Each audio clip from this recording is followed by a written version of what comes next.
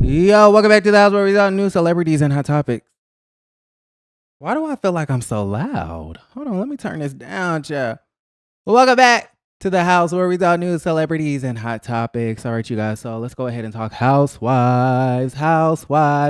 Some of y'all liked it, my little story times. Some of y'all didn't. I guess I'll do more story times because it just be so much going on that I just be wanting to tell y'all. And I will tell y'all who I was talking about. Maybe sometime in this video. But listen, okay, so let's go ahead and get into the Housewife. Oh, y'all, last night was, I think it was season 14. Was it season 14, episode 13, the finale? The ending of the Real Housewives of New Jersey as we know it, child. I mean, what a mess. I have never seen such toxic television in my life. Actually, that's a lie. I've seen worse. But that was crazy. I mean, that was the dinner party from hell. Beverly Hills has nothing on Jersey as far as dinner parties from hell. So let's go ahead and watch some clips. Did she tell you that they had you investigated? No, she just told me what had happened to her. Listen, Dolores, I'm not going to go back and forth about it. I don't want to go back and forth. It's not my thing because I'm tired of all of this whole thing. This is the whole thing too. I would never hold a summit, a burn summit. Teresa has brought up the summit. So basically what's about to happen is that Margaret is going to, I guess, imply that Dolores knew about the reunion review, okay, the meeting before last year's reunion, which was really like a takedown Teresa and Louis meeting, and Margaret didn't like that. So Margaret called, and Dolores didn't like that. I'm getting my names mixed up. Dolores didn't like the fact that Margaret was trying to say that Dolores knew about the Teresa and Louis takedown meeting before the reunion last year. And now Dolores is upset and she ended up calling Margaret a lying see you next Tuesday child. You had before New York. That wasn't a summit. That's called doing a reunion review. Is that called a summit? Well, thanks for not inviting me to that. We did. I told you to come. You lying. What? You never said that to me. Are you calling me lying? You invited me to this house the night before the reunion. I told you 2 days before. I said everyone's coming over, but I'm sure you don't want to come. And you go, I don't want to do that. You never had that conversation with me. Conversation. Child, I can't play the whole clip because I don't want NBC Universal coming down. But listen, I was too shook at the situation. Now, do I feel like Margaret kind of like why do I keep calling her Margaret?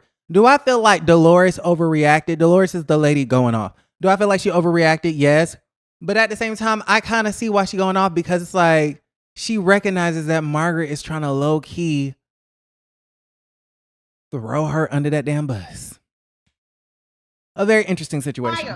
Liar. Dolores, liar. It wasn't even a liar. Conversation. I've never had it. What do you mean Liar. On top of this, we know that Margaret keeps saying, I never had communication with Louis' ex. But then she says, well, I did have communication. Like her timelines keep messing up. Okay, so Margaret is all over the place. But what I will give Margaret is the fact that she did do her big one when it came to exposing Jackie, who they say Judas Goldschneider. Okay, a whole hot mess. I felt so bad for Jackie. Jackie was last night's biggest loser. Okay, Jackie got off of the Margaret and Melissa train, hopped onto the Jennifer, Aiden, and Teresa train, right? For Teresa to try to expose Margaret all season for being in contact with Louis' ex to make Teresa and Louis' life difficult. And then at the finale turns to find out that it was Jackie meeting up with the ex. Margaret did meet up with the ex, but Jackie met up with the ex too, which does make sense. Her explanation makes sense because, you know, Jackie and Teresa were going at it. They were going back and forth, and Teresa was spreading rumors that Jackie's husband was cheating. But I'm so disappointed because Jackie should have been more proactive about the situation. Jackie should have been more proactive. Like, you're at a whole meeting at Teresa's house about how Margaret met up with Louis' ex. And meanwhile, in the back of your head, you knew that you had done the same thing. You didn't think to get ahead of that story before somebody was going to expose you at the Last Supper, the dinner party from hell, New Jersey edition. Jackie, what the hell is wrong with you? Where's that clip? No, she's just asking asking if you've had her at your house. No. Admit that if it's true, because I'm sure there's proof. Yeah.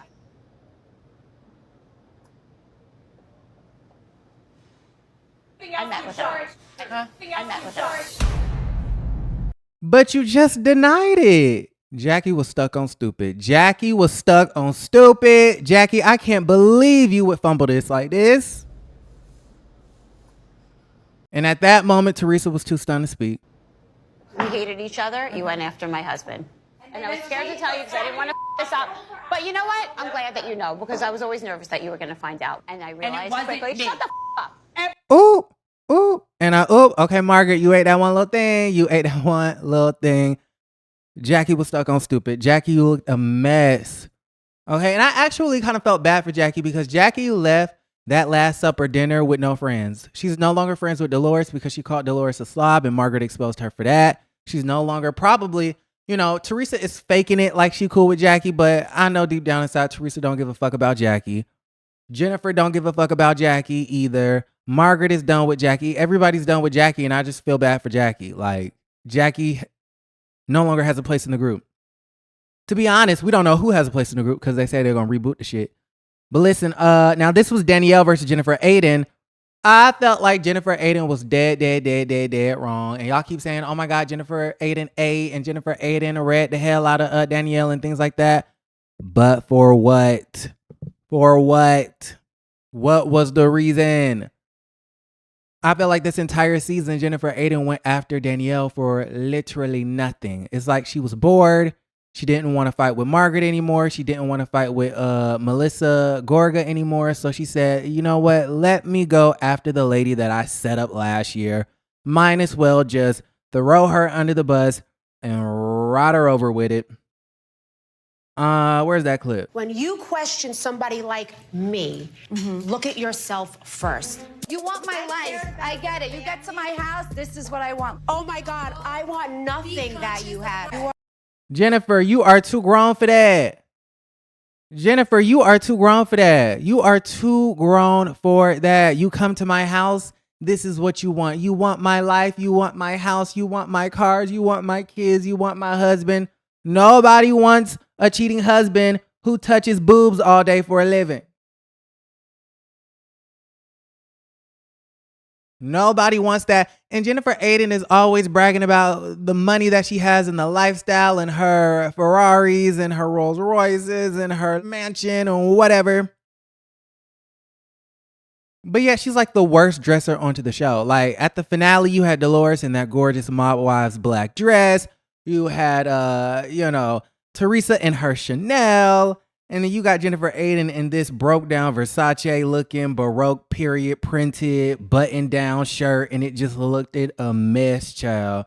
I'm like, you have all of this money. You have all of this privilege. You have all of these resources and access. Why have you not hired a stylist? I'm a bit confused at that situation. You sad, and I know you cry. I know you cry alone at home. Because you couldn't even touch what I have with a 10-foot pole. You're a clown. I know. I go home. My husband is waiting for me at the door. Your husband with the boobs and you got the brawn, honey. Okay, listen, I don't condone violence, but child, I wish them plates. Never mind. I was going to say something bad. If the plates would have connected, I wouldn't have felt bad. I'm going to just say that. You know what I mean? I do not condone violence, but if the plates would have connected, I would not have felt bad. Jennifer Aiden does the most. She was doing the most the entire time. There's no reason for you to be taunting that lady like that. You did the most. Jennifer Aiden is weird to me. I used to like her. I still do, but it's just giving weird vibes. Like she just does stuff just to do it for the TV cameras, and it's weird. Moving right along. Let's see. So we talked about that. Oh, this is what the ladies feel about coming back next season, or possibly they're saying that there's going to be a reboot. We don't really know yet. It's going to be a very interesting situation. For me, personally, I really did like this season. I mean, I loved it, honestly. It was toxic. It was a mess. Nobody was talking to each other. But I think it worked for me because there were so many shifting dynamics. You had Danielle and Rachel making up. You had Rachel going after Teresa. You had Teresa versus Margaret. You had Margaret, versus whoever. I don't know who Margaret was going after. You have Danielle versus Jennifer Aiden. Their relationship broke up. You had Jackie getting off of the Margaret and Melissa train and hopping over there with Jennifer Aiden and Teresa. You had Messy Fessy becoming friends with Teresa. I mean, the shifting dynamics were everything, so I was here for it. But this is the ladies talking about the reboot and what's coming up next. The bosses and whatever they say, I'm sure is the best decision. And, you know, for me, there's no fear. You know, people sit there and like, oh, what if you didn't have the show? I mean, I don't know. Guess I'll go back to counting my Ferraris and all my bathrooms and go back to my fabulous life. So it's so funny when people are like, what are you gonna do? I don't know. Just go back to being fabulous. And Jennifer Aiden, I hope Bill Aiden never leaves you. I would hope that you guys never get a divorce. I would hope that what's happening to Kyle Richards does not happen to you. In the sense that when the children grow up, your man is going to get bored and then leave. I hope that doesn't happen for you. I really, really don't. I think you are too grown and you are too old to be carrying on in the manner that you do, talking about going back to your Ferraris and your house and your 17 bathrooms and that gaudy, ugly New Jersey mansion. That mansion is ugly. The mansion is ugly, tacky, like that Baroque printed button down you had on, child. I hope Bill Aiden does not leave you, because if he does, and you are not on Real Housewives of New Jersey, sis, what is you gonna do? Teresa, I hope Louis don't leave you. Okay, all the toxicity he brought to this damn show. Whatever I say doesn't go, you know, the Bravo, you know, people above, they make the last decision, so I really can't say. Yeah, we'll see what Bravo, you know, has in store for me, you know, we'll see. Oh, it's like scary. Like, I love what I do. I've never taken it for granted one day. I just hope whatever comes of this, I'm a part of it. All right, so y'all let me know how y'all feel about that situation in the comments down below. Moving right along, Miss Kelli Ferrell versus her husband. Kelli went on to Instagram. Y'all know Kelli Ferrell. Let me put a picture up. Kelli Ferrell. Images. Let me go to her Instagram page. I think that's where the better images are. Oh, wait, she has a story. Let's see what she says in her story. Hold on. Okay, she's going to be at Williams-Sonoma tomorrow, or however you say it, Sonoma. What the freak? What the freak? Williams-Sonoma. Oh, she's going to be at Williams-Sonoma. Should I go to Williams-Sonoma tomorrow? Oh, I don't want to go. I don't want to go because Kelly's PR is going to be there, and I don't.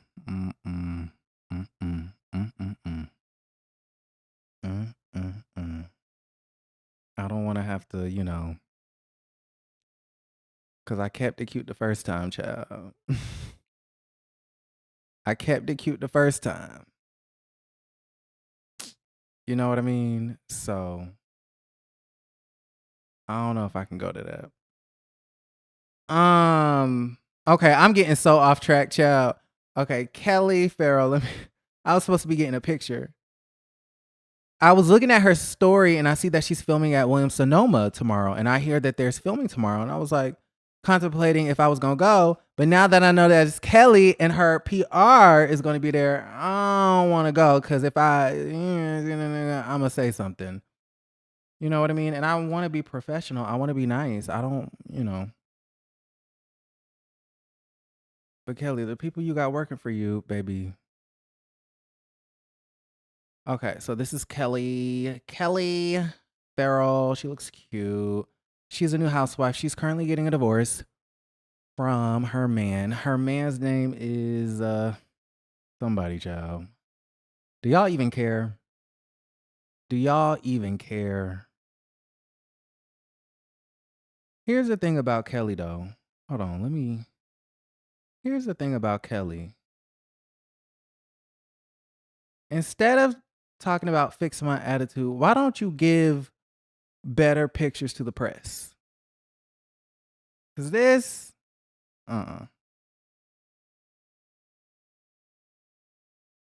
this right here,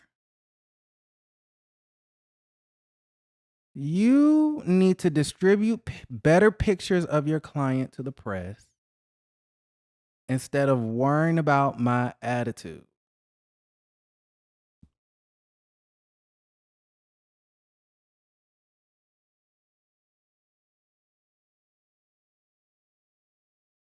Now, Kelli, you're catching a stray. I'm not trying to come for you, but I mean, I'm just saying. I think we can all agree that's not the best picture. Okay. Now, if I was your PR baby, only the best would be circulated. I mean, I'm just saying.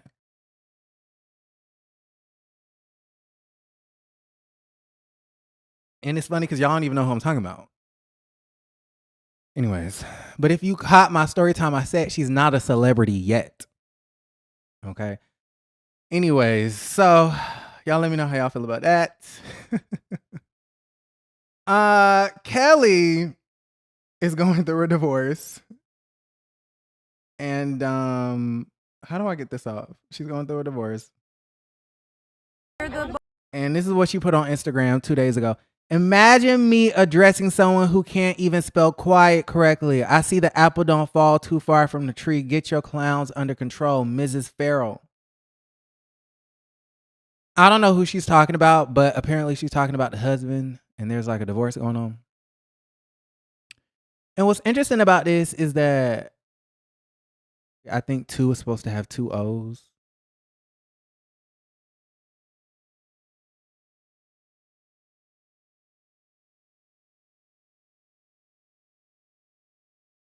Kelli Ferrell is going in on somebody because they don't know how to spell quiet, but she does not know how to spell 2.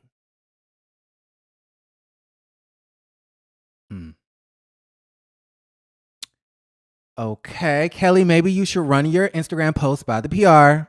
Maybe they will spell check it for you. I mean, I'm just saying.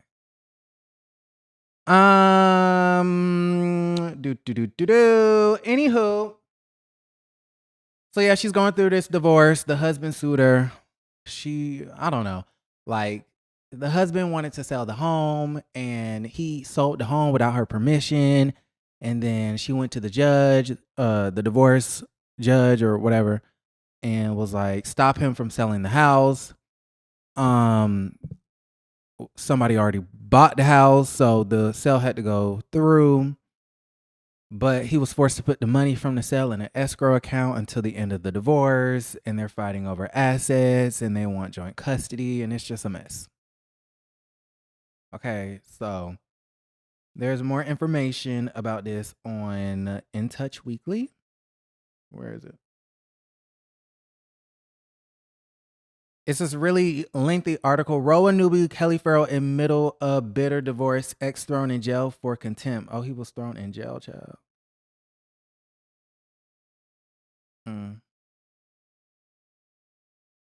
According to court documents obtained by In Touch, Kelli, who Bravo announced will join season 16 along with Britt and Angela, filed for divorce from Chuvalo in April of 2022. Kelli is a chef. She was featured on Food Network. She opened Nana's Chicken and Waffles in McDonough, Georgia, which is nowhere near Atlanta. She listed the date of marriage as August 20th, 2011, and the date of separation as January 2022. The exes shared 3 children, Chance, Chastity, and Chelsea. Chelsea has an older daughter named Chloe from a previous relationship. Kelli asked the court to award her sole legal custody of the kids, child support, and attorney's fees. Okay, so she wants child support. She listed the marital assets worth $1.7 million. They have their chicken and waffles restaurant. They have their home furniture. They have a black Mercedes G-Wagon. They have a 1950 Bel Air automobile. They have a Nissan cargo van. They have a 2021 Mercedes Benz. They have a 2022 BMW 8 Series Alpha. They have a 1967 Ford Mustang. They must be really into vintage cars. A 2021 Cadillac Escalade and several Rolex watches, a diamond necklace, and their wedding rings. Okay. Ballin'. Her husband in 2022 responded to the divorce. He admitted that the marriage was over with no hope for their issues being worked out. In his response, Chuvelo disputed the data separation listed by Kelli. He claimed they split in 2020. Okay, I don't care about that. He says that both parties are self-supporting, so there's no need for spousal support. Okay, and then Kelli filed a motion for temporary restraining order prohibiting her ex from transferring or selling off their community property, which did not work. He ended up selling off the home. Blah, blah, blah. He then accused her of transferring more than $100K from their business account to her personal account. He claimed her frivolous spending, neglect, and disregard of the marital assets caused him to incur significant expenses. He claimed to have no access to their business account and no ability to generate income due to Kelli controlling the party's restaurant. In court documents, he claimed she closed their original location and opened a new one without informing him. Blah, blah, blah, blah, blah. She filed a lawsuit claiming that her husband made a series of unauthorized bank withdrawals from the Nana's business accounts. Well, he's accusing you of the same thing. They're accusing each other of the same thing, taking money out of the business account into the okay, so y'all both do the same thing. She claimed that he threatened to destroy her business because he was no longer interested in being married to or in business with her. Kelli also accused her ex of sending emails to business associates that messed up the big deals that they had at the time, and caused her financial stress, allegedly. And it goes on and on and on and on. Apparently he went to jail. Where's the jail part at? Oh, wait. So it says, the judge determined he had failed to follow the provision to not interfere with Kelli's business, failing to return the car and continuing to apply for business loans and credit in the name of Kelli and the business. Further, the judge found Chuvalo had failed to make $8,000 in support payments.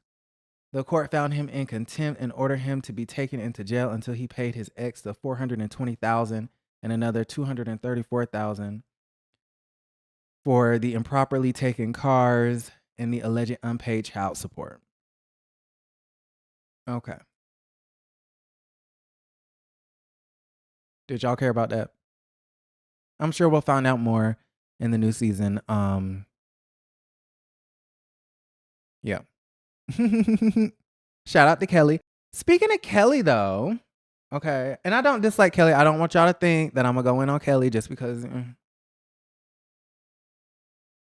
I like Kelli. I think she's cool. I've met her a few times. Cool girl.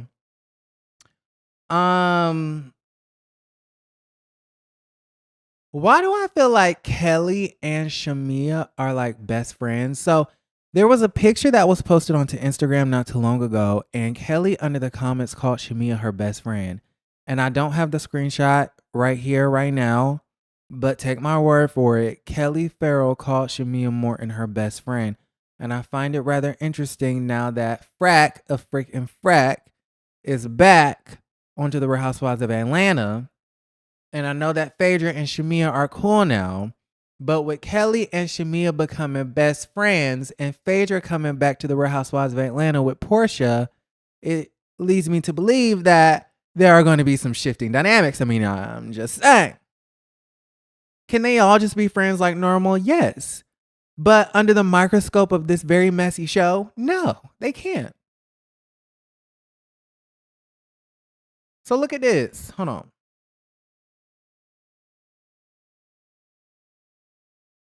Can y'all see that? Okay. Little Kelli pocket doll.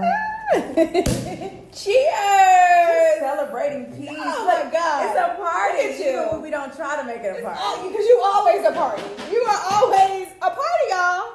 She is the party. Let me just tell you. Seriously. Here's to all the blessings that are about to flow. Yes. Man. I think this is Miami. They're in Miami. So before they went to Grenada, maybe they had a connecting flight in Miami or something like that. I'm assuming. So I think this is like after the Grenada trip and they're just chilling, waiting to go home. I believe that's what's happening here. May your cup runneth over. Hello? You done ran it over already. Running it over. We're running it over. No, this is awesome. We needed this. We need this. We deserve this. We need it. We deserve it. Hello? Yeah, for sure. We are worthy of it. We are. Cheers. Cheers.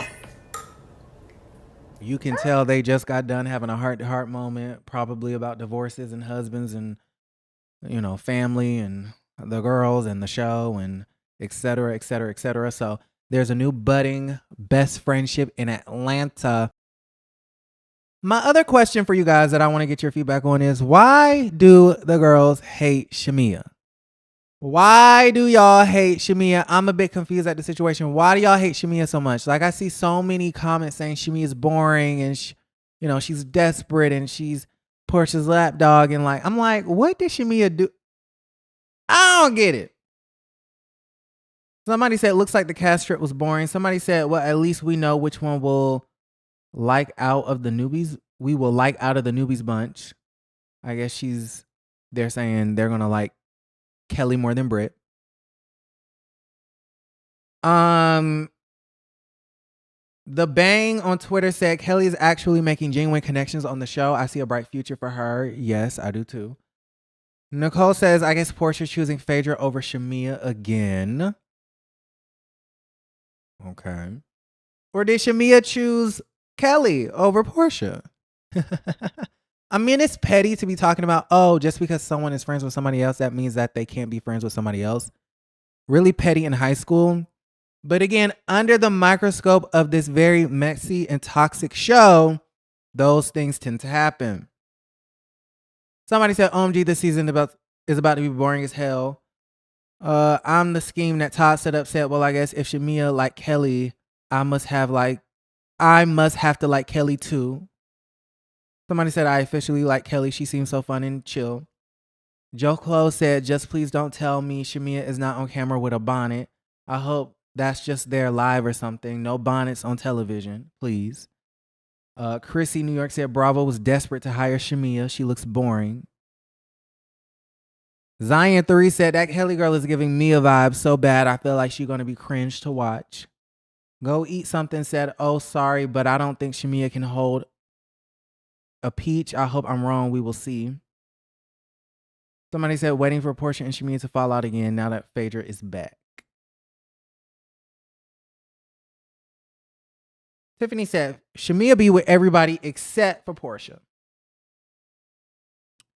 So, y'all let me know how y'all feel about that situation in the comments below. It's going to be interesting to see the dynamics, the friend dynamics, onto the new season of Real Housewives of Atlanta.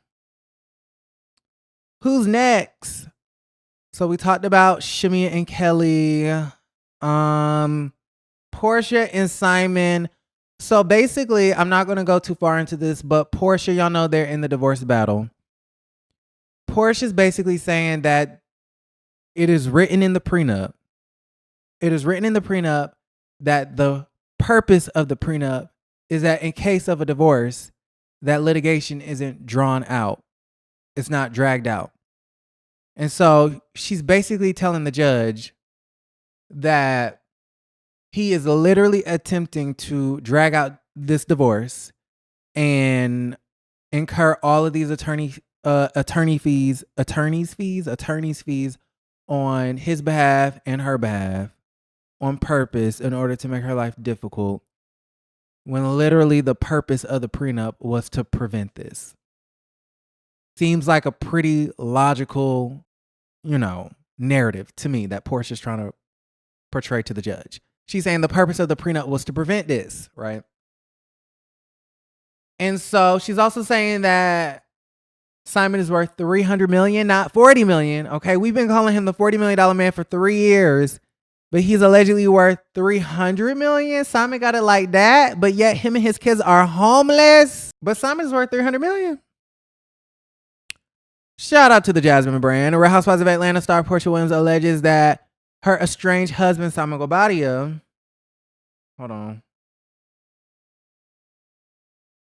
is worth $300 million. In divorce documents, Porsha and her attorneys claim Simon had plenty of money to drag out the divorce. Her attorney says, given that Simon has a net worth of well over $300 million, Simon clearly has the resources to continue to unnecessarily expand the instant divorce action and is currently using those resources to propound intrusive and harassing discovery requests that clearly violate the intent and spirit of the parties' prenuptial agreement, as well as this court's amended domestic relations standing order, the document read.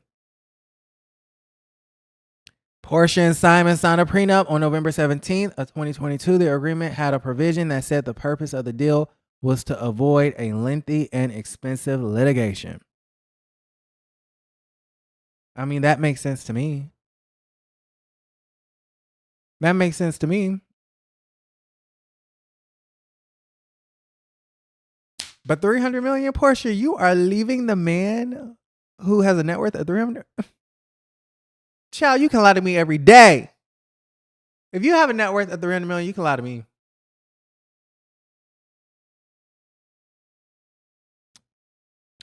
You want to go fuck that bitch? Sure, have fun.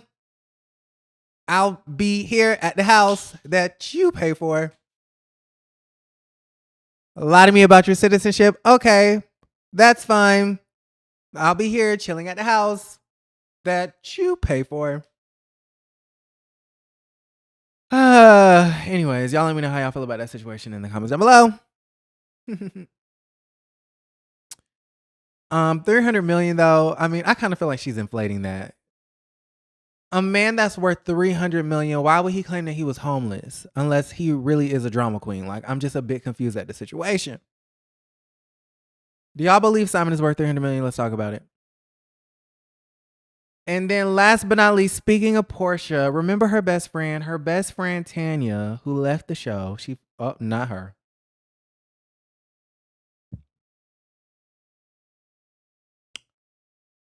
Porsha's ex-best friend, Tanya Sam. Not her. Her. I miss Tanya. She's like one of my favorite housewives who was never housewives of all time. My favorite friend of all time. Miss Tanya Sam is in what is it? Accra? Is that how you pronounce it? Ghana. Right now, living her best life. And I think since fleeing the scene to Canada, right, from Charleston of the South Carolina, she's no longer with Paul, allegedly, as far as I'm concerned.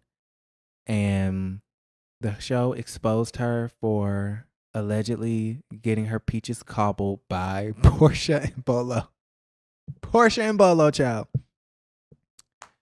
Anyways, but Tanya has made a comeback and she's living her best life in Africa. However, remember that lady who started it all, the cookie lady? Remember when Kenya left her wig somewhere and Tanya had to bring it back? I think they went to Canada, if I'm not mistaken. But Kenya left her wig, and Kenya was hell-bent on telling you, me, and everybody else that she don't wear wigs because she owns a natural hair care business. And what happened? So she left her wig on some cast trip, and Tanya had it, and Tanya shipped it, but she brought it to the ladies first to have a quick kiki.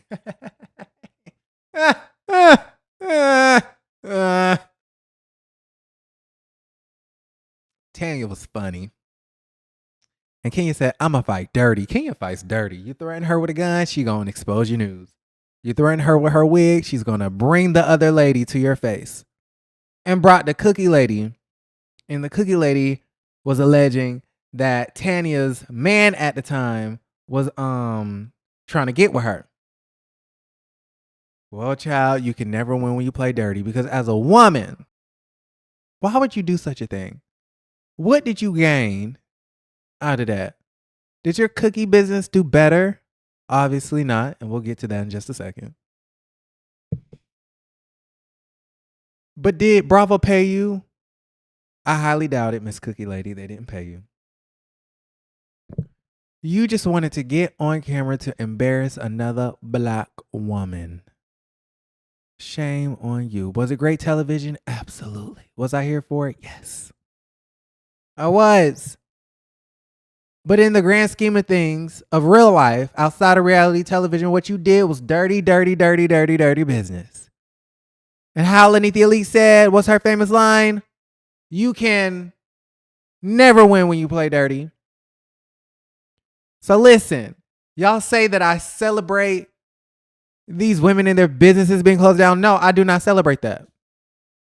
But what we need to be talking about is how these women be celebrating the demise of these relationships. I mean, I'm just saying. Good day, everybody. Hello. Would like to let everyone know that as of today, A Hot Cookie is officially closed here in Atlanta. You will not be able to order, putting everything on pause to be continued. But as of now, Atlanta has played its course. Super duper grateful for you all. Super duper grateful for people, corporations, businesses, movie sets, all the love, all the support that you guys have showed me since day one, since I had the food truck, since I just had a kitchen, both of my shops. Completely love you all. Thank you so much for making this a beautiful situation for me and my family.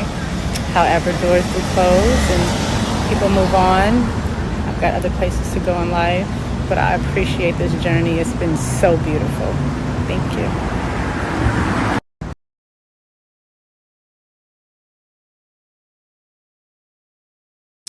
So you can no longer, I was calling it a Hote cookie. I thought Haute was spelled Hote. But I guess she pronounces it hot, a hot cookie. I don't like that. It's giving Le Arca. But what's funny is just about a month or two ago, I patronized a Hote or a hot cookie because my friend wanted a, he had a sweet tooth. I don't really eat desserts like that, so I bought him a $10 cookie. It was probably like $6, $7. And he said it was okay, but wouldn't necessarily go back. He prefers insomnia.